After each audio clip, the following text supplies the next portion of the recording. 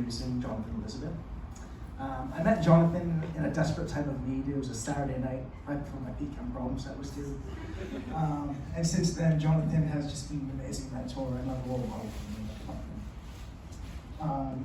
And after graduation, Jonathan is deciding between joining DB Shaw Research in New York City and pursuing a PhD in chemistry from MIT. Jonathan is a chemistry and physics double major, and he has combined his interests into his project titled Rational Design of Antimicrobial Peptides by Deep Generative Modeling. Please join me in giving a warm welcome to Jonathan.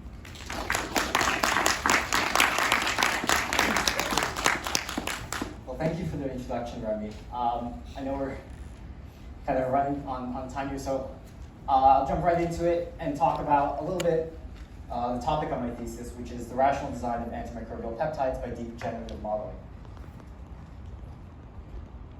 So firstly, I'd like to motivate this by considering that antimicrobial resistance is a pressing global health issue. As of 2017, drug-resistant bacteria were collectively responsible for around 600,000 infections in US hospitals alone. Around 700,000 global mortalities are due to drug-resistant bacteria, a number expected to rise to 10 million by the year 2050. So while the golden age of antibiotics began in the early 1930s with drugs like the organoarsenic drugs and penicillin famously, the 1980s saw the last major class of antibiotics introduced, the lipopeptides. And part of the problem here is that the whole pipeline of drug discovery, development, formulation, marketing, and clinical trials are prohibitively expensive. It costs over $1 billion on average and over a decade to bring a drug to market. As such, only 17 FDA approvals have been introduced to market in the past decade. The pipeline of developing new pharmaceuticals is primarily reactive and not proactive, which is what motivates us as scientists and public health experts to kind of collaborate and introduce the change of new antibiotics that can help us overcome this issue. Visualized here are some of the global resistance rates of E. coli to third-generation cephalosporins, which are our sort of first line of defense treatment. In most of the world, it's still relatively low in the range of 0 to 20%. But in some parts of the world, especially in Africa and Asia, that figure is much higher, 20 to 40 or up to 60%. Another pathogenic bacteria, Staphylococcus aureus, responsible for staph infections, has a resistance to methicillin, which is universally observed to be in the range of 20 to 40, if not 40 to 60%, like in the US. And lastly, Klebsiella pneumoniae, a pathogen that particularly affects already hospitalized patients or those who are immune compromised for any other reason, is also in similar ranges of 20 to 40%, if not much higher, 60, 80% in some parts of the world. So taken together, these motivate us to consider new class of antibiotics which can help us supplement existing antibiotic therapies against drug-resistant bacteria. And so antimicrobial peptides are one such class of compounds which have been evaluated. In nature, they function as antibacterial, antiviral, antifungal, or immune modulators, where, for example, in humans, they help regulate the process of wound healing, angiogenesis, the growth of new vasculature, and the protection against tumor growth. And across all kingdoms of life, AMPs are observed to function as this innate immune mechanism. Homology work has indicated that the common ancestor of bacteria, fungi, and animals was likely the originator of just one family, the cystophensians. And so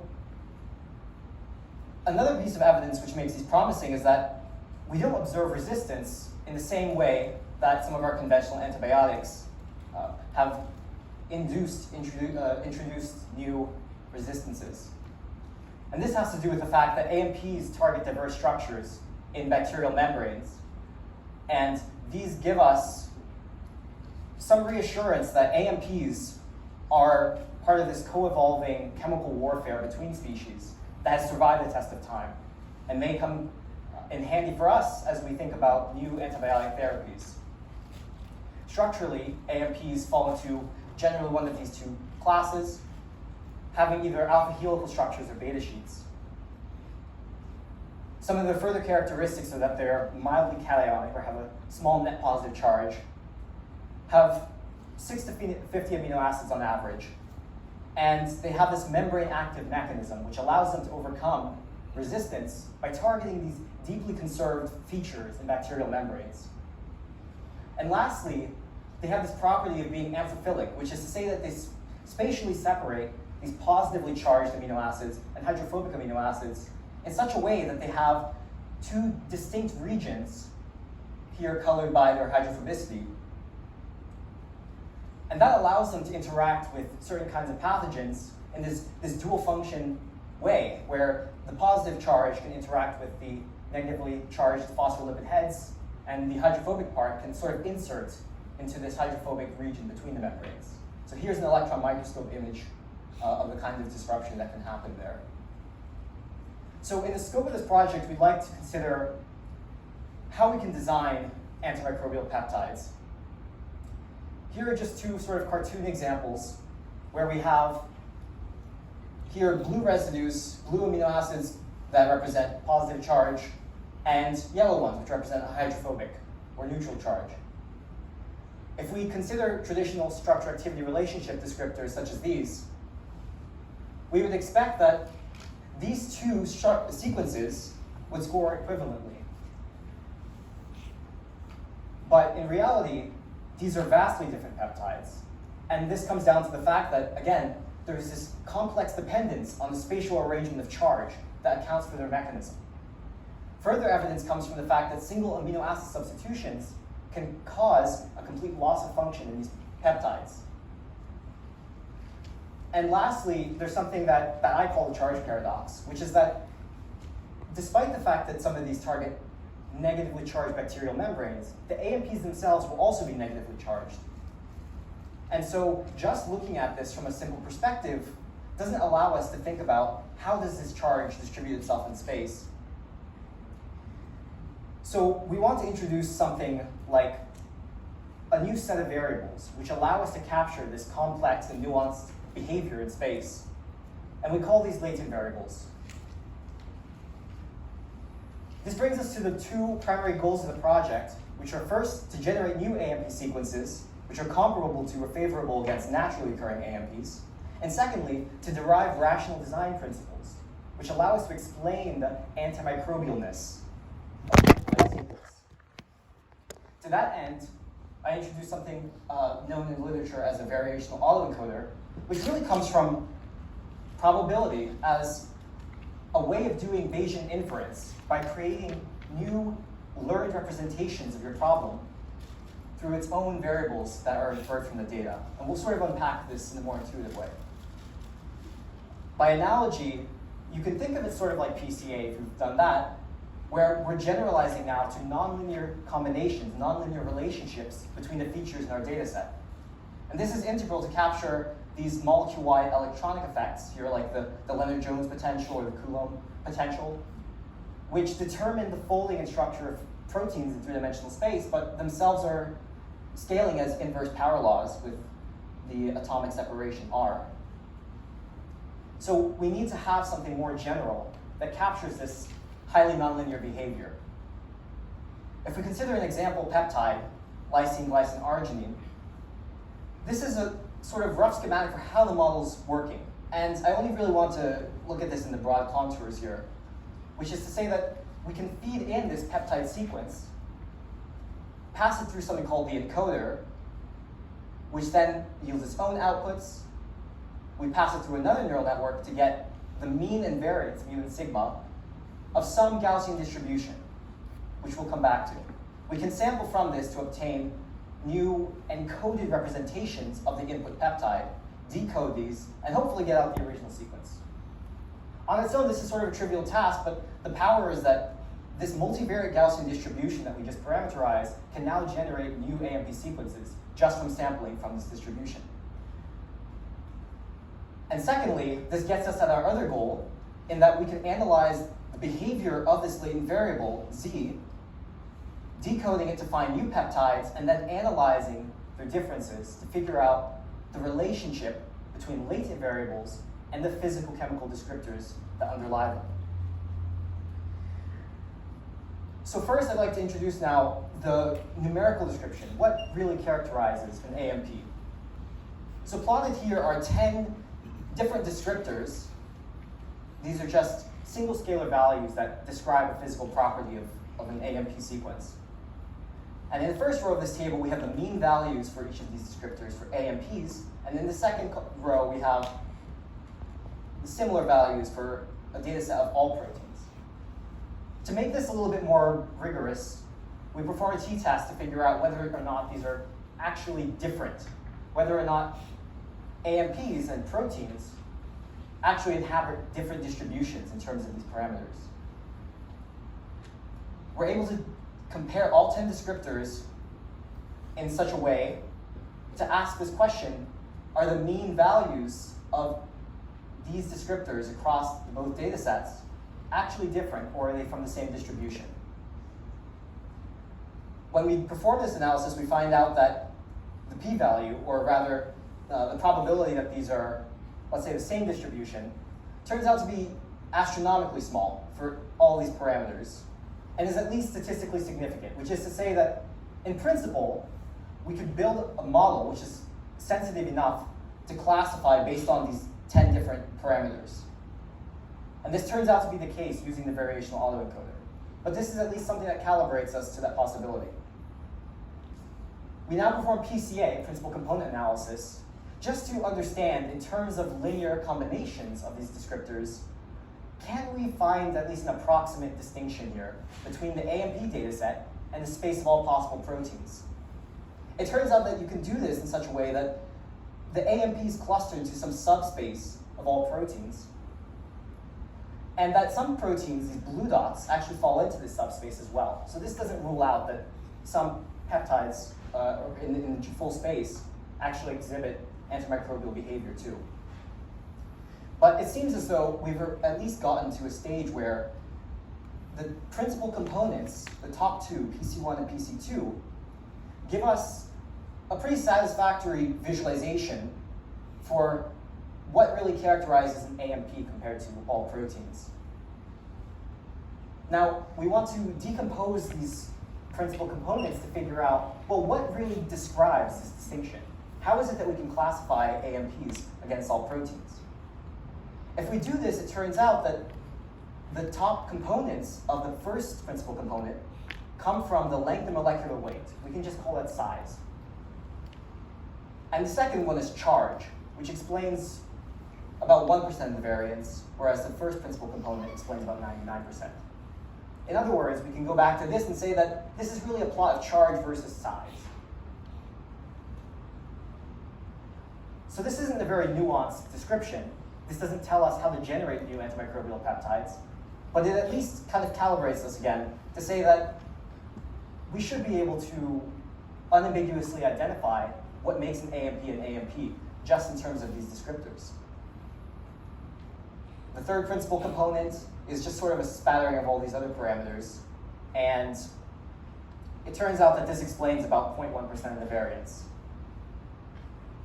Now we turn to analyzing the variational autoencoder to get at the two principal goals here. And to do this, I propose 5 different analyses, the first of which is reconstruction, so passing in an AMP and figuring out that if we encode it with the model, can we recreate the original sequence in all of its kind of correct properties? And it turns out, yes, you can train the variational autoencoder to do this unambiguously. The second and third analyses we won't be covering, but they deal with understanding what's happening in the latent space by decomposing these latent variables in terms of physical properties.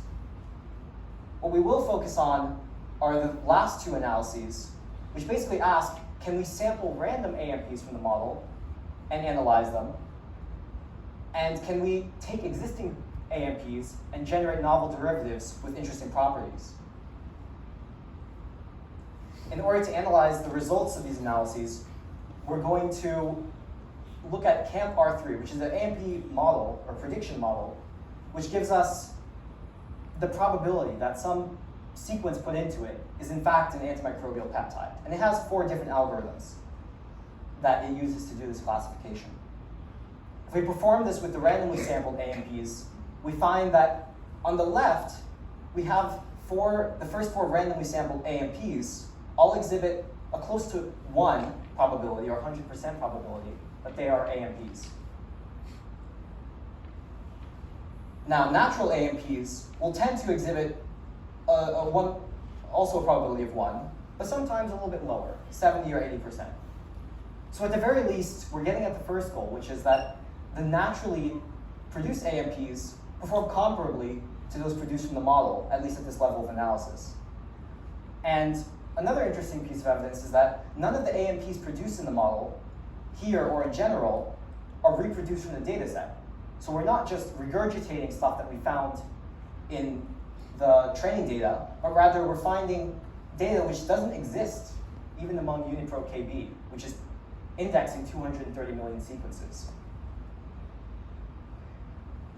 Now, just sort of as a control group, we can look at non-AMPs, and they will always perform pretty poorly here, which is what we would hope to find. To look at the physical properties of this AMP, we can perform what's called a helical wheel plot, which is like looking down the barrel, the helix of a helical AMP. And doing this, we find that the left side in space has all these non-polar or hydrophobic residues, whereas the right side has this dense patch of lysine and arginine, or these positively charged residues. So we see this, again, this integral property of spatially separating the positive charge and the hydrophobic or neutral charged parts of this peptide. By contrast, a more typical non-AMP structure would have a sort of interspersing of all these different residues in kind of what we would look at as an indiscriminate way. The second analysis that we have is to use an existing peptide and sort of wiggle it around in this latent space to figure out what kind of cousins might be around it, what neighbors it might have that have themselves interesting properties. To formalize this idea a bit, we can pass in a peptide to find a lot of different latent representations and average these to find some average representation of what the peptide should kind of look like in the latent space. We then perturb this with some Gaussian noise scaled by the perturbation factor epsilon, which gives us a little bit of a wiggling around the average space of this peptide. And this really gets us back to that original goal of finding the nearest neighbors of the peptide, which then can be screened to find those with favorable properties. In order to figure out now what is the relationship between the original peptide and its derivatives, we want to find some way of quantifying this relationship.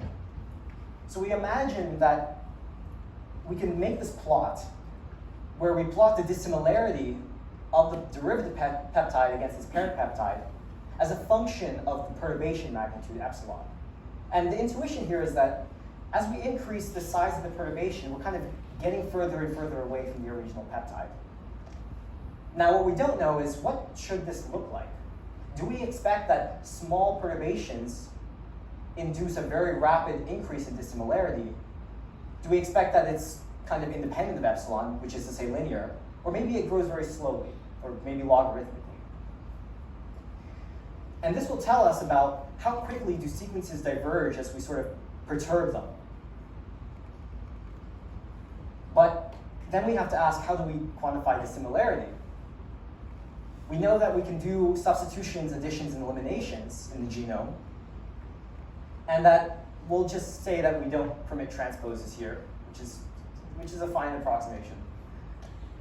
If we do this, we can get substitutions, additions, and eliminations that kind of look like this, and we'll say that they're all equally weighted as sort of one operation, one unit of change. Turns out that there is in fact, a metric for this called the Levenshtein distance in math. And it was introduced by Vladimir Levenshtein, sorry, in 1965. Lenin did not do any of this work. Yeah. But it finds a lot of applications of bioinformatics today, where it can be used for sequence alignment, doing BLAST, similar work to BLAST, in fact. And it allows us sort of to get at what is the evolutionary relationship, how closely related are two sequences. So we can actually do this and get this plot of dissimilarity, or the Levenshtein distance, as a function of epsilon, or the perturbation size. And we actually get these results using the control peptide, YI12 I call it. This is actually a peptide which has low cytotoxicity and very high potency against some target pathogen. So we kind of take this as our control. And we continue to increase the magnitude of the perturbation as we go down this list. And we obtain these results, where the red are these changes that have been made relative to the control sequence. We find that for very large epsilon, as we expect, the sequences begin to look increasingly dissimilar. So we find that the shape of this dissimilarity against epsilon plot looks kind of logarithmic. So the complexity of it kind of tops out at some point. Whereas near the origin, it seems to grow very rapidly. So we're kind of exploring a lot of the chemical space near the original peptide. The identity of the amino acids is also kind of conserved at low epsilon, but kind of in larger epsilon, we start to change not only the ends, but the size of the peptide. So here, we see that the small epsilon perturbations can induce substitution somewhere in the middle of the sequence, but they tend not to do additions or eliminations. And this is just a funny property that the VAE came up with, which is that all the amino acids have values kind of near the origin. So perturbing those just changes one into another. It doesn't really change us into this other regime, which codes for the end of the peptide. So we tend to conserve the length, which is nice. Now, we kind of plot this back into our familiar PCA we did before, and find that the perturbed variants of the original peptide all fall in this cluster here, which is right in the heart of the AMP space. As we continue to increase the magnitude, we kind of get down here into this other subspace, which is a little bit more highly charged. But we're still sort of in the AMP space and don't find ourselves out in this broader space of other proteins, which is still an encouraging result that we're capturing something inherently antimicrobial. We now turn to thinking about how do we screen candidates once we've got some promising derivatives. Well, one of these turns out to be the very second peptide generated by this perturbation turns out to have this interesting mutation where we take this alanine and turn it into a serine, which is to say that it sort of gets hydroxylated at this terminal methyl group here. And then it performs worse on one of the CAMP-R3 algorithms, the SVM, but it actually outperforms on the other two. So it's at least telling us that this is an interesting candidate for in vitro screening. To do that, I'm going to kind of give a little overview of what sort of wet lab techniques we have to evaluate the efficacy and structure and mechanism of a promising candidate AMP. First, we have the minimum inhibitory concentration, which is a sort of common way of benchmarking the relative potency of an antibiotic. How much do we need to effectively inhibit the growth of some target pathogen? And so you would do this at a wide range of peptide concentrations and figure out how much do you need to achieve this result. And that's our minimum inhibitory concentration. We have another technique, the quartz crystal microbalance, in which we adhere to a quartz crystal slab, some pathogen again. And this system has a distinct and very well measured resonant frequency as we kind of oscillate this quartz crystal. As we flow an AMP solution and it interacts with the membrane of the bacterial pathogen, this changes the mass of the system, and thus the resonant frequency. And just by looking at the change in resonant frequency, we can calculate exactly how much mass is being lost in the membrane due to this effect. And lastly, we have circular dichroism, which is a sort of optical technique that tells us about the secondary structure, whether it's helical, beta sheet, or random coil, by measuring the discrepancy in different polarized light at different regions in the peptide. Now, in terms of future directions, work that hasn't been covered here, we would have to consider things like AMP aggregate behaviors, because of course peptides like peptides, and that's what they do. We also would want to consider that in nature, oftentimes you'll have post-translational modifications. After you create a peptide or some large protein, the amino acids will actually be modified, and in some cases, to avoid detection by antimicrobial resistance mechanisms. And that's sort of another thing that we're not considering here. To bring a drug to market, of course, you would also have to do some formulation studies, some actual formulation studies. How does this work in the context of a drug? And also how it works with other conventional antibiotics. Because this isn't intended to supplant what we have, but rather give us an avenue which is complementary and helps us reset some of the resistance that we have today.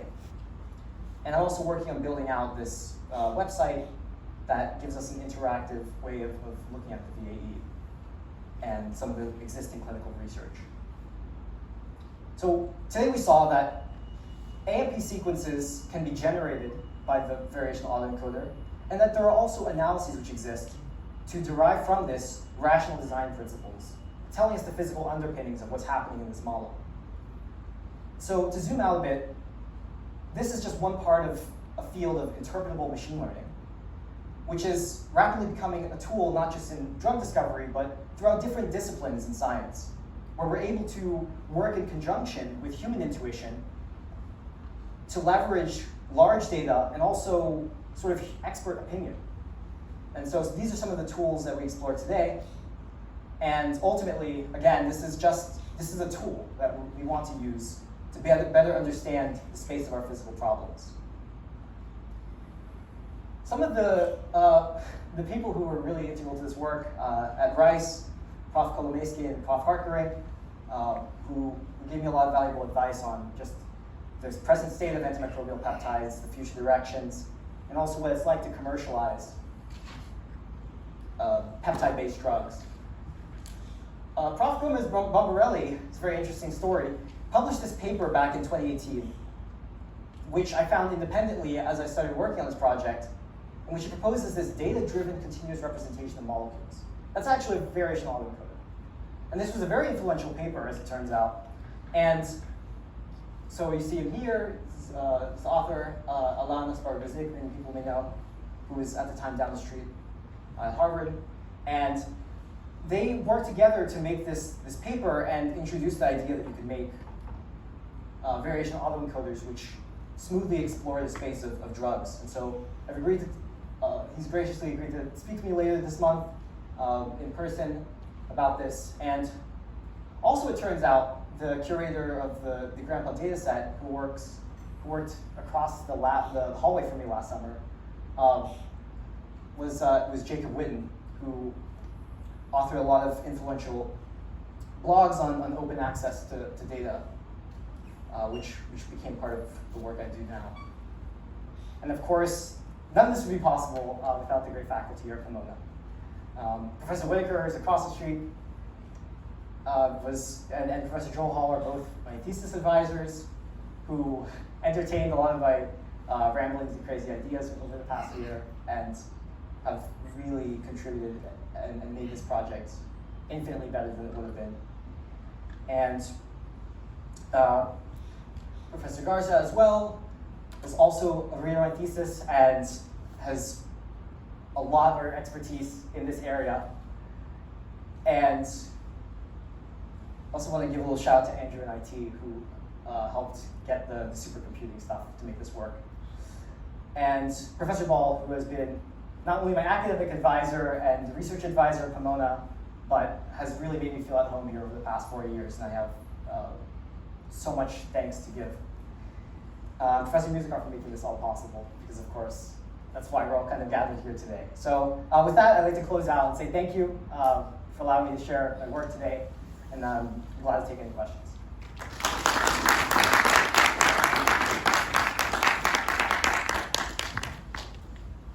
Thank you for getting us started off. We have time for one question. So if someone has the most burning question, it's all you.